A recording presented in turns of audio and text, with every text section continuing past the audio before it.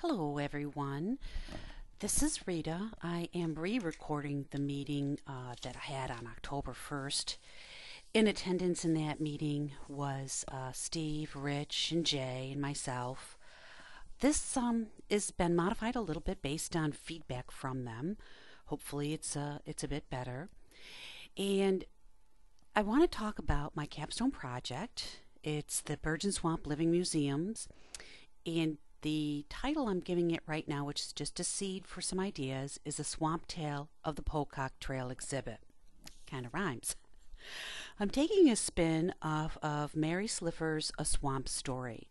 Now, she was one of the first advocates of the swamp, and I think it's nice and appropriate to weave her into this. And a tale is simply a small story. And we're telling the story of the Pocock Trail, which is a short story that together, hopefully as this expands onto other trails, really tells a story that of the book she wrote, A Swamp Story.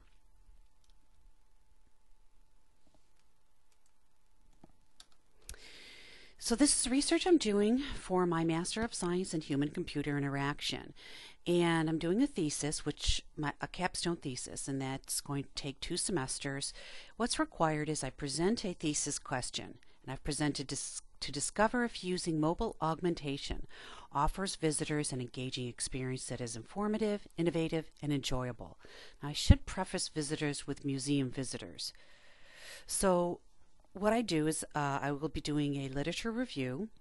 I will also be setting up an experiment, executing the experiment, and then providing an analysis of the results of that experiment to determine if my thesis is correct.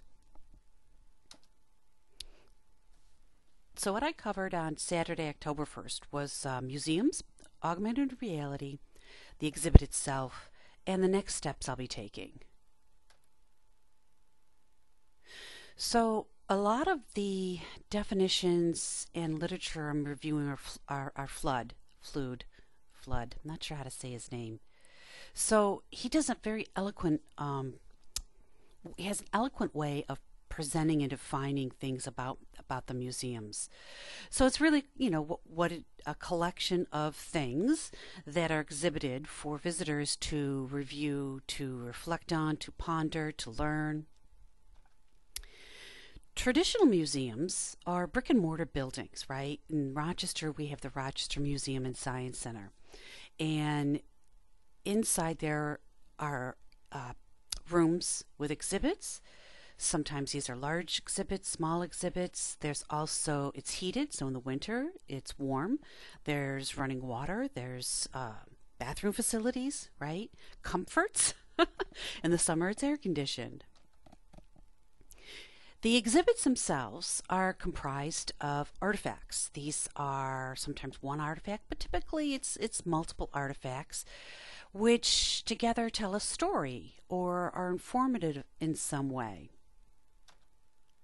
So for example, we have a mammoth exhibit, and one of the artifacts is a stuffed version of the mammoth. This gives visitors a perspective of how big a mammoth is. We also have the skeletal remains of a mammoth that was found in this area.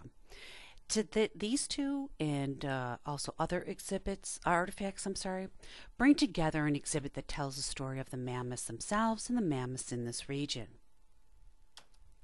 Now, in a living museum, everything is in the exhibit, right? Every living thing, everything actually, is part of the exhibit. And you have, a variety of living things. They're organized by nature, though, not a curator, right? In a traditional museum, it's a curator putting together the artifacts that make up an exhibit. But nature is the curator for a living museum.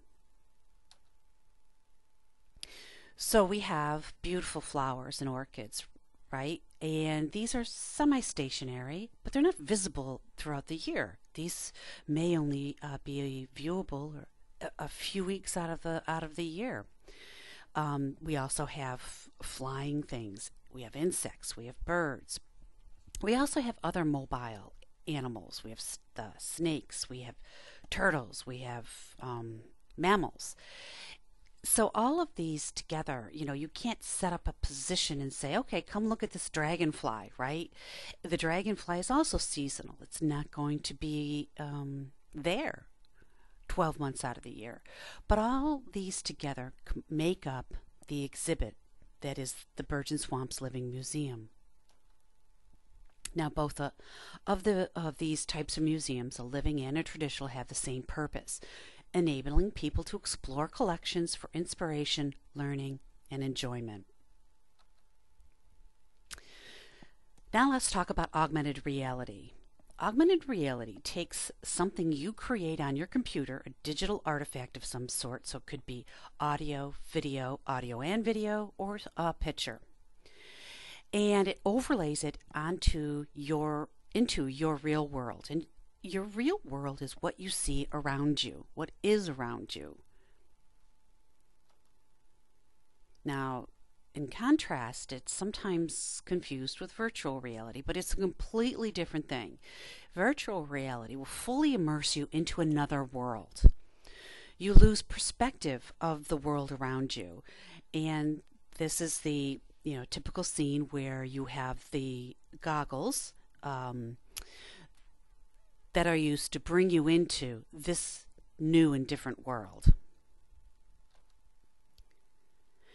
So it's important to keep these two differentiated, because using augmented reality in the Birds and Swamp, we will never attempt to make the visitor feel they're in a different location. They will always know where they are, and the environment around them will always stay in perspective. So here's just a fun example of augmented reality. This is taken from a taxi cab, and hopefully wasn't the driver. And they're looking through an augmented reality browser, and most of the time this is done from a mobile phone, and it can also be done through Google Glass, right? That's a hands-free version, but most people download the free browser onto their mobile phone. They use their phone's camera to look through as the viewfinder, and they see the actual world, and then it's overlaid with these augmented reality cartoons. So there's different types of augmented reality that we'll be using. Now, just for clarity, these two are commonly just referred to as markers. I have differentiated them. Geo is a common term. Object is not. I've made that up. The reason I did differentiate these is a totally different experience you get from both of these. Object, that term may be enhanced later on, but I'm going to use it for this, and you'll see. You'll get to see. And sorry, I am at work. I gotta take this.